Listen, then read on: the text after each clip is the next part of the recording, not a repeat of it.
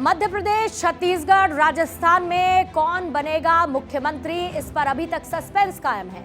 BJP के आला कमान लगातार बैठकें कर रहे हैं। सीएम फेस वाले नेता दिल्ली में अड्डा जमाए हैं, लेकिन इनसे अलग मध्य प्रदेश के मुख्यमंत्री शिवराज सिंह चौहान अपनी अलग दुनिया में हैं। वो लाडली बहनों और गरीबों से मुलाकात कर रहे हैं, उनसे भावनात्मक तौर पर बातें कर रहे हैं। बहनें फिर से मामा के राज की वापसी चाहती हैं और ऐसे में सवाल ये है कि क्या शिवराज सिंह चौहान इमोशनल पिच से अपने संदेश को आला कमान तक पहुंचा रहे हैं।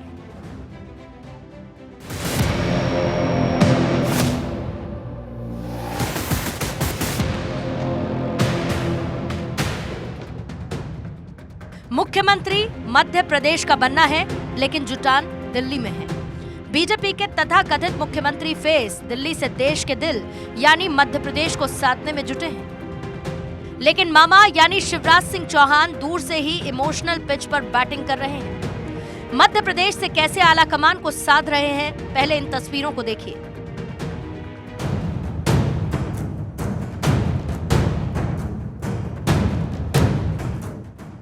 राजस्थान में जीत मिलने के बाद पूर्व मुख्यमंत्री वसुंधरा राजे अपने खेमे के विधायकों से मिल रही हैं। शक्ति प्रदर्शन के जरिए कथित रूप से अपनी दावेदारी ठोक रही हैं। तो दूसरी तरफ सीएम शिवराज सिंह चौहान की राह बिल्कुल जुदा है। ना तो शिवराज किसी बड़े नेता से मिल रहे हैं, ना ही कोई बैठक कर रहे हैं, क्योंकि मामा तो अपनी लाडली बहनों से मिल रहे हैं। जहां बहनें लाडले भाई की तस्वीरें लेकर आ जाती हैं, साथ ही मामा के पक्ष में नारे लगाती हैं। मामा शिवराज विकास की गारंटी के वचन देने की बात कह रहे हैं। छिंदवाड़ा की जनता को मैं शिवराज सिंह चौहान विकास की गारंटी का वचन देता हूं, विकास की गारंटी का। 7वां विधानसभा क्षेत्र में हम विकास करेंगे। नहीं छोड़ सकते छिंदवाड़ा और छिंदवाड़ा वालों को, नहीं छोड़ सकते साथों हमारे विधानसभा के जो हमारे साथी हैं। शिवराज सिंह करीब 18 साल से मुख्यमंत्री हैं। वो जानते हैं किस तरह से जनता के दिल को जीतना है, किस तरह से आला कमान को साधना है। छिंदवाड़ा से उन्होंने पीएम मोदी का जमकर गुणगान किया। लोग कहते थे ये कभी नहीं हो सकता, लेकिन मोदी है तो मुमकिन है, ये हो रहा है। कश्मीर से धारा 370 हट गई, अब पत्थर बरसा भी बंद हो गई, आतंकवाद समाप्त हो गया। मेरी बहनों और भाइयों, जो लोग काम सोचते थे कि नहीं हो सकते, वो सारे काम नरेंद्र मोदी जी के नेतृत्व में पूरे हो रहे हैं। छिंदवाड़ा वो जगह है जिसे कांग्रेस के प्रदेश अध्यक्ष कमलनाथ का गढ़ माना जाता है। 2019 में बीजेपी एकमात्र छिंदवाड़ा लोकसभा सीट हार गई थी, लिहाजा इस सीट के जरिए शिवराज ने साल 2023 में 2024 वाला दांव खेला। आप बताओ, फिर से मोदी जी को प्रधानमंत्री बनाना है? फिर से मोदी जी को प्रधानमंत्री बनाना है? फिर से मोदी जी को प्रधानमंत्री बनाना है? तो 29 की 29 सीटें भारतीय जनता पार्टी को जिताना है। शिवराज सिंह चौहान लगातार प्रदेश में घूम रहे हैं, जनता से मिल रहे हैं। छिंदवाड़ा के बाद श्योपुर पहुंचे तो यहां भी जनता से मिले। ऐसे में कुछ सियासी पंडित सवाल उठाने लगे हैं और कहने लगे कि चुनाव में शिवराज सिंह को सीएम फेस के तौर पर प्रोजेक्ट नहीं किया गया तो वो बैरागी हो गए हैं। लेकिन मामा तो मामा है, सियासत में शहमात के दाव अच्छे से जानते हैं। ये भी जानते हैं कि कैसे दिल्ली को साधना है और कैसे सूबे की जनता को। यही वजह है कि शिवराज सिंह दूसरे नेताओं से अलग मध्य प्रदेश से आला कमान के दिल को जीतने में जुटे हुए हैं। Bureau report, Bharat 24।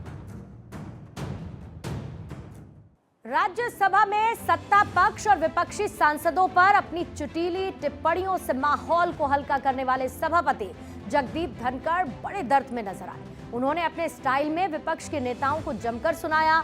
सदन में आते ही उन्होंने सभी सदस्यों को हाथ जोड़ते हुए झुककर प्रणाम किया और फिर जो कुछ कहा उससे पूरे हॉल में कुछ देर तक खामोशी पसर गई। उन्होंने कहा कि झुककर नमस्कार करना मेरा संस्कार है।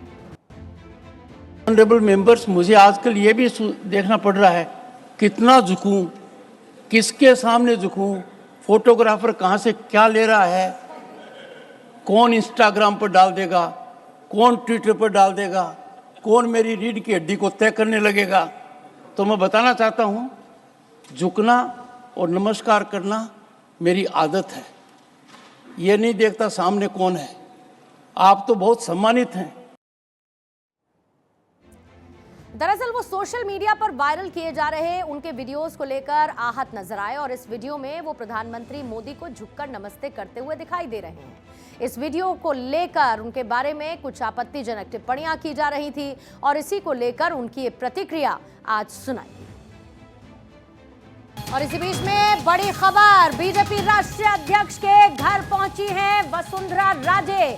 जेपी नड्डा के घर वसुंधरा राजे इस वक्त पहुंच चुकी है। दिल्ली आई वसुंधरा राजे जेपी नड्डा से मुलाकात करने के लिए उनके आवास पर पहुंची हैं और बीजेपी राष्ट्रीय उपाध्यक्ष के घर इस वक्त वसुंधरा राजे हैं। जिस तरीके से राजस्थान में बीजेपी को जीत मिली है, उसी के बाद की मुलाकात और इसके मायने क्या है ये समझने जरूरी है, क्योंकि आज लगातार मुलाकातों का सिलसिला जारी है। एक तरफ सीएम फेस को लेकर सस्पेंस तीनों राज्यों में बना हुआ है, लेकिन जो संभावित चेहरे हैं उनकी दौड़ दिल्ली तक है और ऐसे में जेपी नड्डा के घर वसुंधरा राजे इस वक्त पहुंची हैं।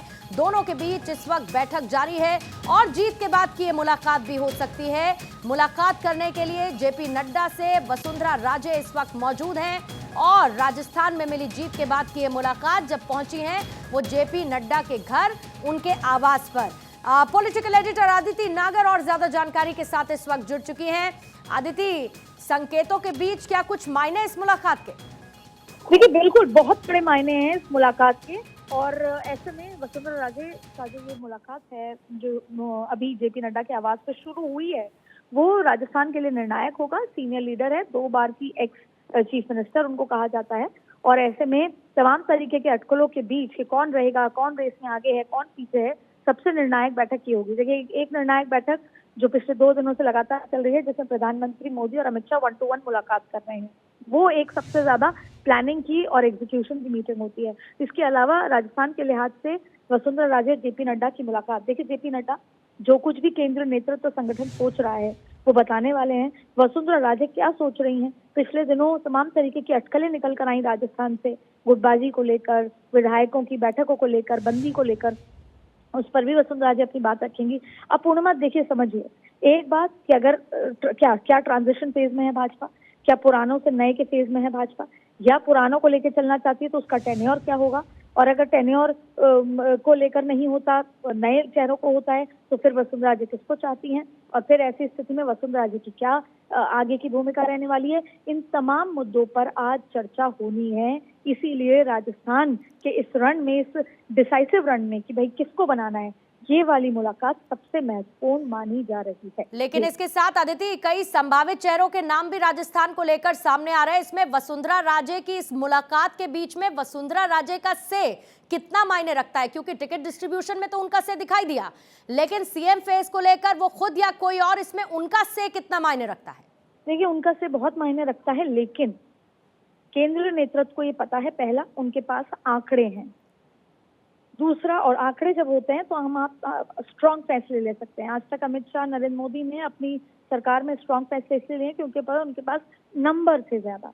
वैसे ही राजस्थान में आंकड़े हैं, वो बॉर्डर पे नहीं है जैसे पिछली बार की सरकार की। दूसरी बड़ी बात कि ये पता है कि इस पार्टी में एक डिसिप्लिन हो गया है, कोई बगावत की स्थिति में नजर नहीं आ रहा। तीसरी बात है, सबको साथ लेकर चलना चाहते हैं। यही वजह है कि जो सबसे सीनियर स्टेट की लीडर हैं, 2 बार की मुख्यमंत्री रही हैं, उनसे पूछ कर चलना चाहते हैं। अब वो उनको बनाते हैं, किसको बनाते हैं, विचार विमर्श करके बनाते हैं, ये अंततः केंद्रीय नेतृत्व ही तय करेगा। और मेरी अभी आधे घंटे पहले मैं केंद्र के सीनियर नेता से मुलाकात करके आई, उन्होंने भी यही कहा कि वसुंधरा राजे हमारी सीनियर नेता है, विधायक उनसे मिलने जाएंगे, इसलिए कोई दिक्कत नहीं है। ऐसे में उनसे हम बातचीत भी करेंगे, तमाम चीजें करेंगे, लेकिन उन्होंने संकेत दे दिए कि नंबर पार्टी के पास है और जो केंद्र तय करेगा अंततः वही होगा, क्योंकि वो जाहिर तौर पर बिटवीन द लाइन्स 2024 आगे के 20 साल तमाम तरीके की जो है दूरगामी स्थितियों को देखकर। आप ही की कही हुई बात को दोहरा देती हूँ कि इस बार जो सीएम का चेहरा होगा वो 2023 के लिहाज से नहीं बल्कि 2024 के हिसाब से तय होगा। इसमें इस बात में कितना दम आपको नजर आता है, क्योंकि वसुंधरा राजे शक्ति प्रदर्शन करती हुई भी नजर आई हैं? बिल्कुल, देखिए शक्ति प्रदर्शन नहीं था, इसी बात की सफाई उन्होंने दी कि जब इतने सारे उनके विधायक हैं, जब ये सब मानते हैं कि सारे विधायक उनके हैं क्योंकि वो पुरानी मुख्यमंत्री रह चुकी हैं, तो उनसे सब बधाई लेने आ रहे थे। यहाँ तक कि वसुंधरा राजे ने हारे हुए विधायकों को भी फोन किया है, पहली बात। दूसरी बात ये है कि ये चुनाव भी 2024 का चुनाव नहीं था, ये 2023 का चुनाव नहीं था, 2024 के नैरेटिव का चुनाव था। इसलिए जो चेहरा होगा वो भी 2024 के लिए होगा, 2028 के लिए होगा, आने वाले 20 सालों के लिए होने वाला है, खास तौर पे 2024 के लिए। इसलिए जो फैसले भी हैं, आपने पूर्णिमा कभी नहीं देखा होगा कि कितना लंबा समय लगा हो, इतने लंबा इंतजार करना पड़ा हो। चुनाव के फैसले आते हैं, नंबर होते हैं और 2 दिन में तैयारी हो जाती है। आज देखिए कि रेवंत रेड्डी ने शपथ भी ले ली, लेकिन यहाँ पर क्योंकि बहुत सारे एक तो चेहरे हैं, सबको बैलेंस करना है, कोई किसी से खुश नहीं है तो कोई किसी से खुश नहीं है, कोई किसी से को नहीं चाहता तो कोई किसी के लिए नहीं चाहता, फिर जाति समीकरण हावी है। तो इन तमाम चीजों को सोचते समझते हुए इसलिए इतना लंबा समय लग रहा है। लेकिन जैसे ही वसुंधरा जी से बात हो जाएगी, कल पर्यवेक्षकों के नाम घोषित हो जाएंगे, परसों तरसों में पर्यवेक्षक जयपुर चले जाएंगे, वहां पर नाम की घोषणा हो जाएगी और अगले 13 तारीख से पहले शपथ समारोह भी संभावित है जी। इसी बीच में वसुंधरा राजे यहाँ पर पहुंची, क्या अदिति ये एक शिष्टाचार मुलाकात भी हो सकती है, क्योंकि बीजेपी ने राजस्थान में बड़ी जीत दर्ज की है? शिष्टाचार मुलाकात नहीं है ये मुलाकात निर्णायक मुलाकात है। ठीक है, बिल्कुल, ये निर्णायक मुलाकात होगी और राजस्थान में कौन मुख्यमंत्री होगा, कौन कैबिनेट के चेहरे होंगे, इन सबको लेकर चर्चा होगी। और फिर जेपी नड्डा रात को अमित शाह और नरेंद्र मोदी को और बीएल संतोष को इस बात के लिए अवगत कराएंगे कि वसुंधरा राजे से क्या कुछ बातें हैं। अदिति, बात कहां तक पहुंची है सीएम चेहरे को लेकर, क्योंकि लगातार बैठकें हो रही हैं, आज भी हमने देखा बैठकों का सिलसिला लगातार चलते रहा और ये अभी आज देर रात तक जारी रहने वाला है। अभी वसुंधरा राजे तो अपने बेटे दुष्यंत सिंह के साथ पहुंचे, लेकिन सीएम चेहरे को लेकर राजस्थान में बात पहुंची कहां तक है? क्या सब कुछ तय है या अभी भी एक फाइनल मुहर लगनी बाकी है? ना तो सीएम चेहरा और उसकी कोई भी क्लू राजस्थान तक नहीं पहुंच पाया है और सही मायने में दिल्ली के गलियारों में भी केवल चर्चाएं हैं और कयास। असल बात यह है कि ये बात केवल अभी तक नरेंद्र मोदी अमित शाह आकलन लगा रहे हैं, सबसे बातचीत करके, सबसे पूछ कर, चाहे उसमें सांसद हो चाहे विधायक हो, सबसे सलाह मशवरा हो रहा है और ऐसे में अब फाइनल तय किया जाएगा। बहुत कयास हैं, लेकिन ये सारे के सारे कयास ही है। सही मायने में अभी वसुंधरा राजे को खुद भी शायद मुलाकात के दौरान पता चलेगा कि केंद्रीय नेतृत्व किस दिशा में सोच रहा है और यही एलिमेंट है भारतीय जनता पार्टी का सरप्राइज का एलिमेंट। और ये सरप्राइज का एलिमेंट तब भी था जब उन्होंने सांसदों को चुनाव में उतारा था, ये भी किसी को नहीं पता था और ये एलिमेंट अब भी है जब उनको मुख्यमंत्री बनाना है। यही एलिमेंट त्रिपुरा के सीएम के दौरान भी था, जब ऑब्जर्वर एयरपोर्ट पे पहुंचे तब उनको बताया गया कि आपको इसका नाम अनाउंस करना है। यही गुजरात के दौरान भी हुआ कि जब भाषण दे रहे थे ऑब्जर्वर बैठक में तब उनके मैसेज आया फोन पर।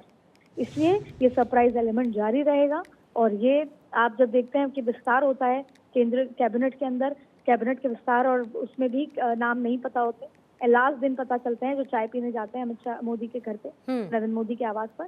तो इसलिए ऐसी स्थिति में ये सरप्राइज एलिमेंट है और सही मायने में ना जयपुर को और देखिए ये तो मुख्यमंत्री की बात है, केवल भाजपा के कार्यकर्ता है, भाजपा के विधायक ही नहीं चाहते कि पता लगे, पूरा राजस्थान चाहता है कि कौन होगा उनका मुखिया।